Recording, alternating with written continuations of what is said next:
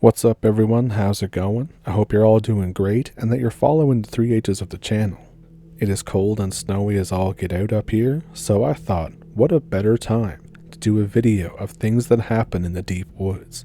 If that sounds like something you're interested in, pull up a stump with me and let's get into it. Thank you for watching. So this isn't super deep woods, but it's what I have, and it's the only thing like this that's happened to me. It happened way back when I was 16 years old. I was camping with my family and having a pretty generally good time. We did all the camping activities, swimming, hiking, campfires, s'mores, everything. So fast forward. We eat, we play cards, we light a fire, and one by one we start going to bed. I've always been a nocturnal kid. So my dad told me just put out the fire before you go to bed, before entering his tent. I'm staring into the fire and just thinking about random stuff when I have to pee. I step away a bit and just start taking a leak when I hear footsteps coming from behind me.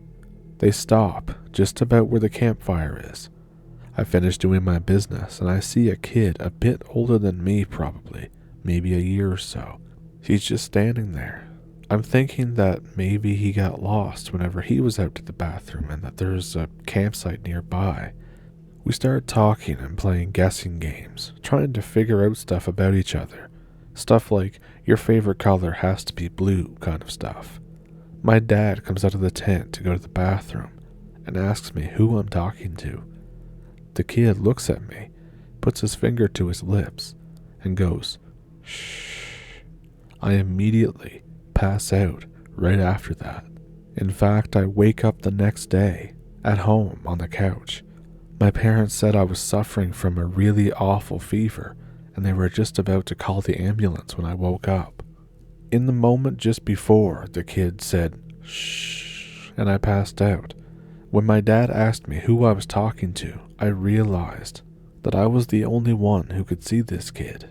Did I really see and talk with a ghost in the woods, or was it a hallucination from a fever that I didn't even know I had?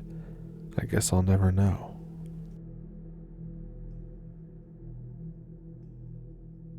Some strange stuff has been happening around my house lately. I live in rural Pennsylvania, about an hour west of Centralia. I've always been big into the paranormal, but I've never really saw anything. So the main issue I have is that I'm kind of socially inept. After all, when most of your conversation is historical references and ghost stories, not many people want to talk to you. So I found myself taking to the woods out behind my parents' house. After all, it was spring. I might as well go outside, right? Anyways, I've taken to hiking on my parents' property. It's not that far of a drive and there's a great view if you can reach the top of the hill.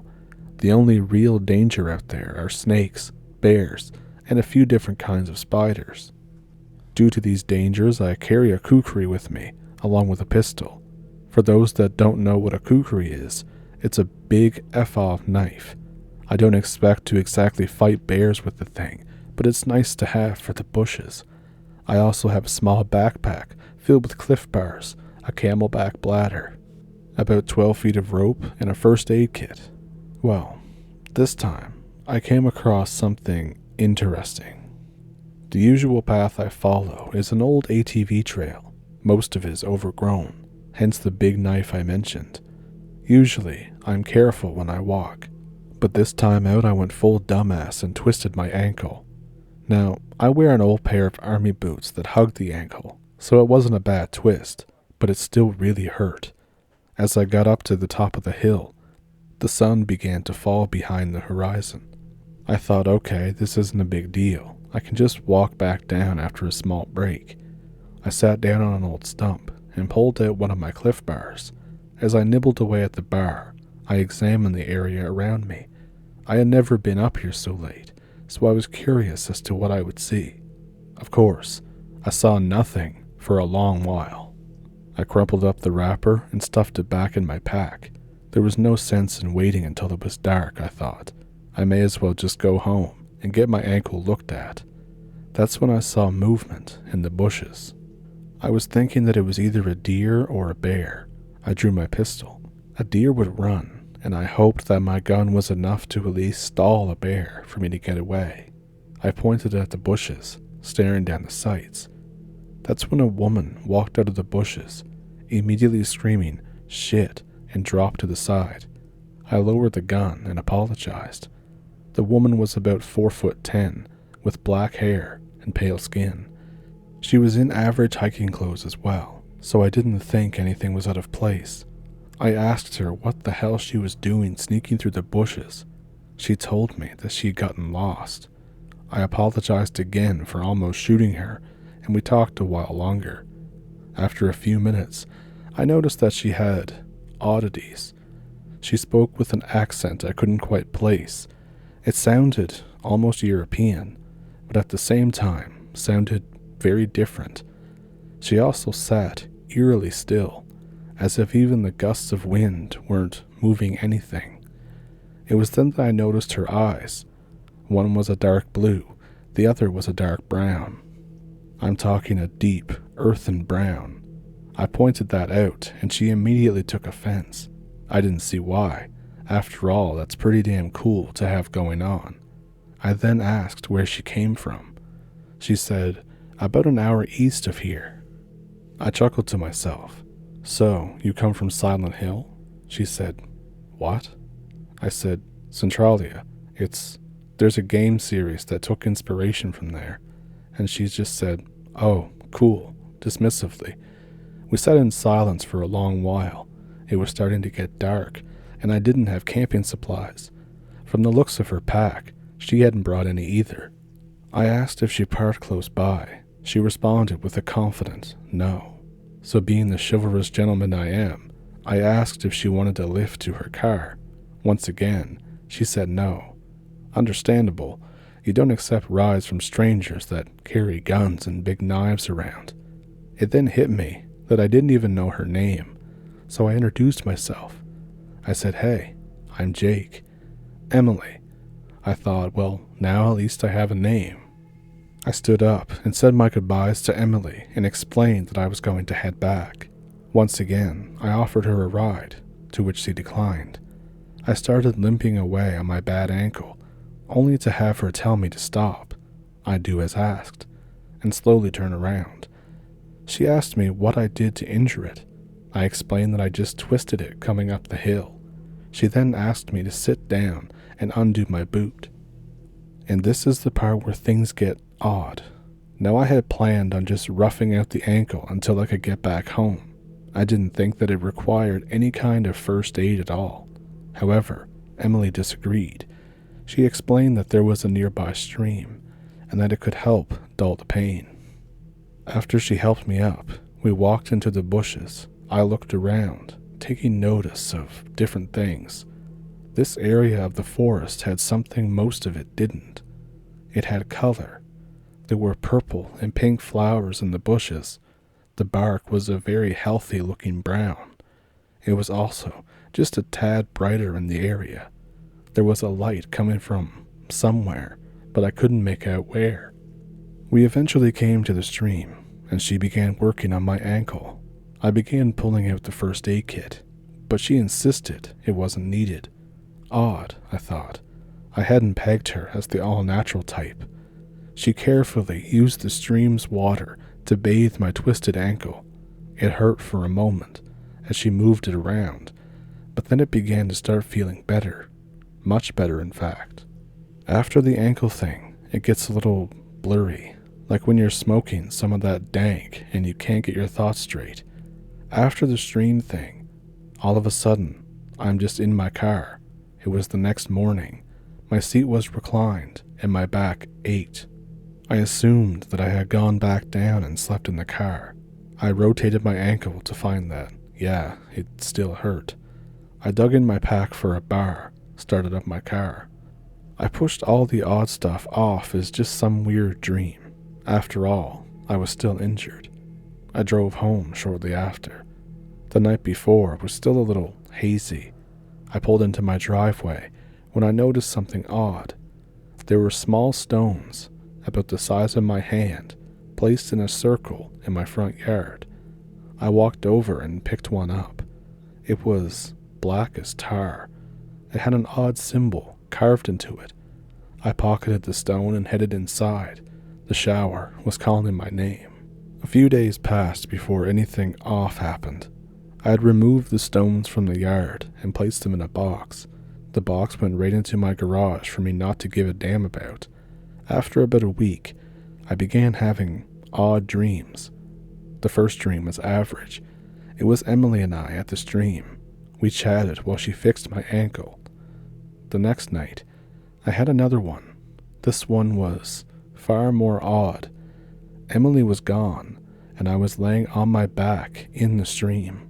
I stared up at the stars. The light was getting brighter all around me. The next day, I found the stones rearranged into the circle.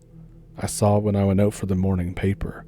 I gathered them up again and put them back in the box and taped it shut. I was not going to ask how they got out there.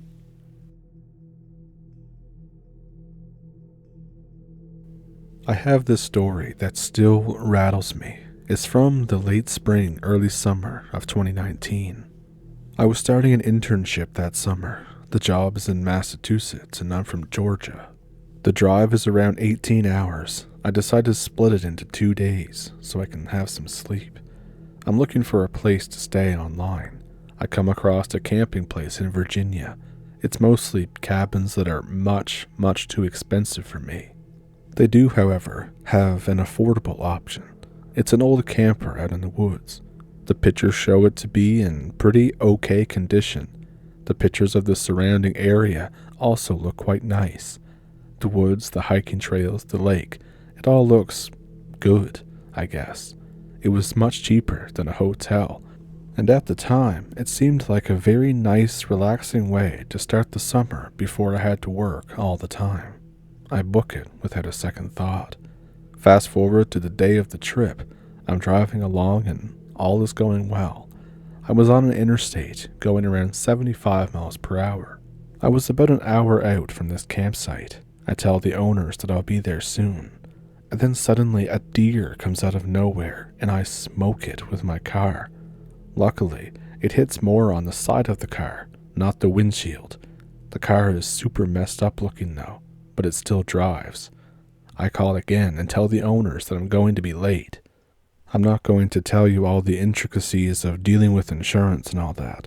So after that, I was still able to drive, but they tell me that I have to get to Massachusetts for any kind of inspection. I get back on the road. The total setback was a little over an hour. Eventually, I finally arrive. I meet the owners and we exchange pleasantries so they can show me the way up to the camper. That's a winding uphill dirt road. It had stormed earlier, so the road was all muddy. My tires spun out a few times, but I was slowly but surely making it up. I see the campsite up ahead. The owner stops as soon as the road levels out a little bit. He tells me that up ahead is much too muddy, that I have to go back a little and probably hike in. I find a flat parking space that's kind of in between two trees. I leave the car there, and I hike the quarter-mile with the owner up to the campsite. He shows me the camper. It's old and muddy and kind of gross if I'm being honest. They say that there are no fires allowed because this is on a national park, so I have to purchase firewood from them. The owner then leaves. It's already getting dark. I have no time to explore and enjoy the scenery. And not only that, it's a muddy mess. I end up making a tiny fire anyways just to make dinner. After that, I pretty much just go inside, make some phone calls, and try to go to sleep. The indoors is somewhat comfortable of this place. The bed is clean, it has heating, but the storms made it very cold in there. So as I start drifting off to sleep, I get an uneasy feeling. I thought it was just myself thinking about the woods, the drive up here, my car, and of course, all of those stories about the woods that you hear on the internet. A little while later, while I'm lost in my thoughts and still kind of half asleep, I hear crunching leaves. Immediately, I think of like a crawler or a wendigo or a skinwalker, all those type of things. And then I try to get myself to think about more normal things. Squirrels, deer, smaller animals. I begin to feel better. I begin to calm down. And then I hear the noises, the crunching, getting closer to my camper. I decide I have to look. I peek through the tiny window that's above my bed. My heart stops and sinks. It looks like a human figure out there. It's tall, but not insanely tall, just tall. It has a hunched back, and I can really only see its silhouette. It's super dark because the clouds are covering everything, so I can't get a 100% clear look.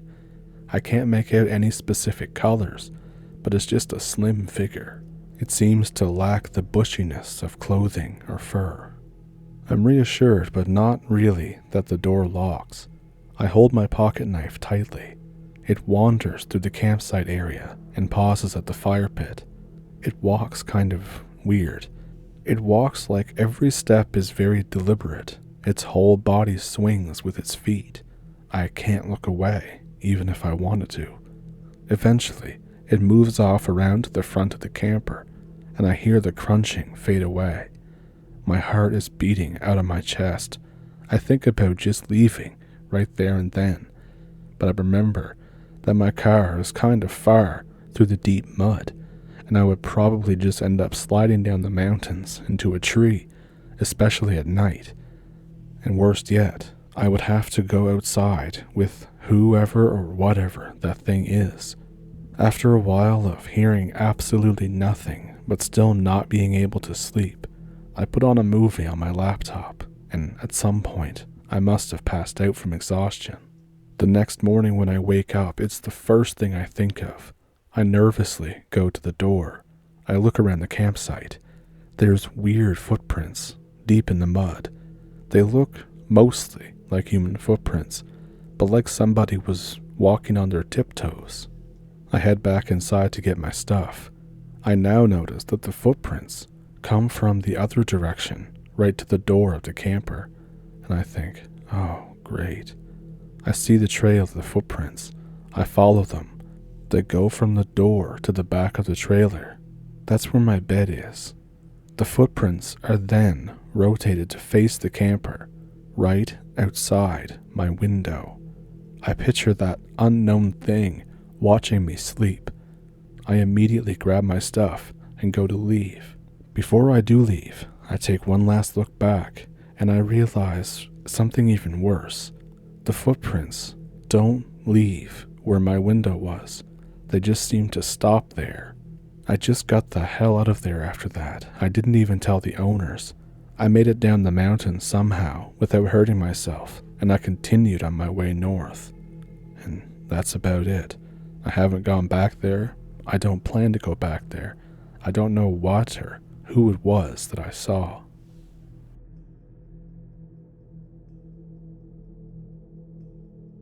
Just outside of the town that I'm from, it turns to woods pretty quickly, and in these woods you every now and then have a house that's kind of dotted along the landscape. I happen to live in one of these houses. At the time I was 15 years old. My mom was going out of town for a week, leaving me alone. Now as a teenager, I thought this would be great, and the first day really was. But I also had a really weird dream. The only part of the dream I remember is the very end. There was a strange girl. She was Holocaust skinny. She was pale as death, and her hair was very greasy. She started snapping her neck and head and limbs in strange directions, and then let out a scream akin to the thing. The scream is what woke me up. I can still hear it for a few seconds after I wake up. I shake it off as a bad dream. I go to make myself breakfast. I keep seeing these weird shadows out the corner of my eyes. Once I finish making breakfast, I go to take it back to my room. I glance down the hallway while walking to my room. The girl from my dream is just standing there in the far corner of my mom's room. She snaps her neck up and stares at me. I immediately go, nope, and I go into my room. I slam the door behind me and I lock it. I sit in my chair shaking for 30 minutes, trying to figure out what the hell's going on. Eventually, nothing else happens, so I calm down. I decide that it was just my head playing tricks on me. I finish eating and go to take my plate back to the kitchen. On the way to the kitchen, I can't see my mom's room, but on the way back, I have to look again. She's now on the other side of my mom's room now, closer to the door. She points at me with a backwards arm, with the elbow facing upwards. I dive into my bedroom. That was no mind trick. I grab my rifle and I aim it at the door for what feels like an hour, but nothing happens. No big scary demon thing bursts in. I decided it was safe enough to go back to browsing the internet with my rifle next to me. I do this for the rest of the day until it's late at night and I can no longer suppress hunger. I bring my rifle with me to the kitchen. I make a fine-ass dinner. On my way back, I see her again, but she's closer now. She's in the doorway of my mom's room. I stand there watching her because I feel like hot shit with my rifle. I look her over. Her arms are both backwards. The right leg is entirely backwards. The left leg is jutting out at a weird angle. This angers her that I can see her apparently. She snaps her jaw down and lets out the exact same scream from my dream and starts dragging herself toward me. Any feeling of power that I had with my gun quickly goes back to zero. I jump into my room again. Same procedure as above. I finish my dinner in my room and think over my situation. It's pretty obvious I can't call anyone and rant about a spooky ghost girl in my house. I end up deciding that the only thing I can do is to try to face this head on. I try my hardest to stay up through the night, but eventually I fall asleep in my computer chair. I have the exact same dream again. When she screams, I wake up, but the doorknob to my room is jiggling back and forth. I'm thinking, thank God I locked it. As soon as I aim my rifle at the door, the jiggling stops. By now, I'm entirely sure that I'm losing it, and am quite sure that I'm going to die. Luckily, she doesn't try anything else, and I just spend the rest of the night online once again. I spend my time thinking over what I'm going to do when I, quote, face her. I can't exactly just shoot at her unless I absolutely have to. I decide the best thing to do is to try to hit her with the bayonet on the end of my rifle. The dawn eventually comes. It's time. I fix the bayonet. I charge out of the room and down the hallway, trying not to shit myself. I charge all the way into Mom's room, but she's not there anymore. I look all over Mom's room trying to find her, but she's nowhere to be found. I start heading back down the hallway to my room, and now she's in front of my effing door. I decide to stick with the original plan and charge. I go straight through her, feeling nothing but icy cold. I run directly into my room and fall flat on the floor from momentum. I look behind me to see what's happening.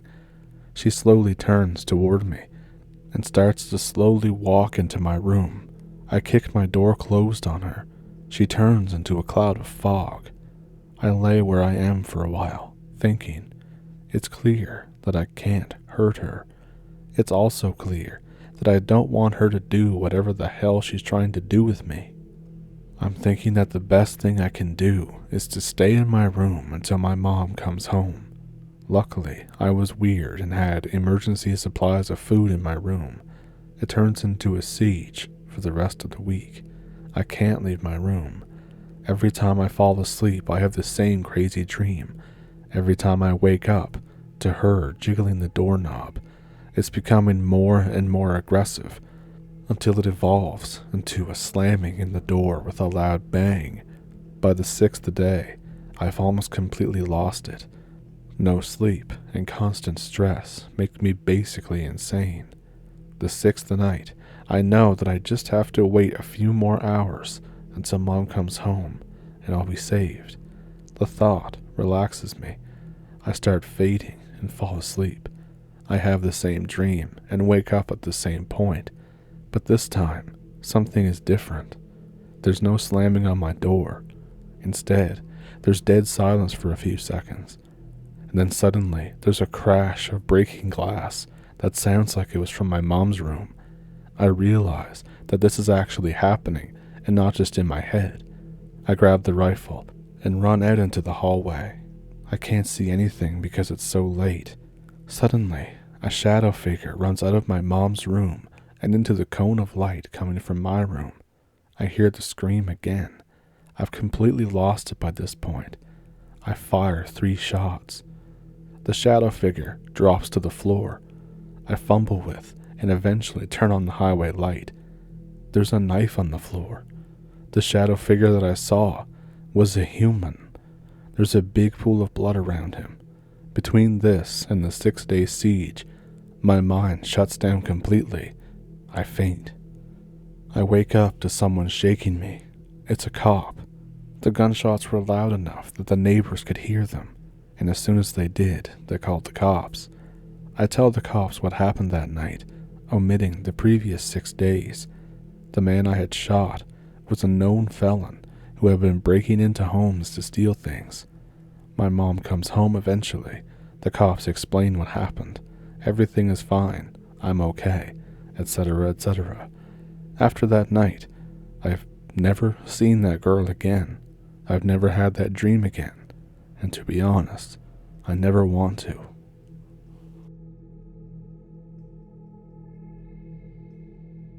So those encounters were definitely weird, terrifying, and intense, weren't they? If there was one in particular that stuck out to you, let me know which one it was down in the comments. As always, if you have a story of your own, I have an email that you can send it to down in the description. Also down there are links to a PayPal and a Patreon if you would like to support the channel that way. And with all of that, I hope you enjoyed the video, and if you did, please like and subscribe, and I'll see you in the next one. Thank you for pulling up a stump with me, and thank you for watching.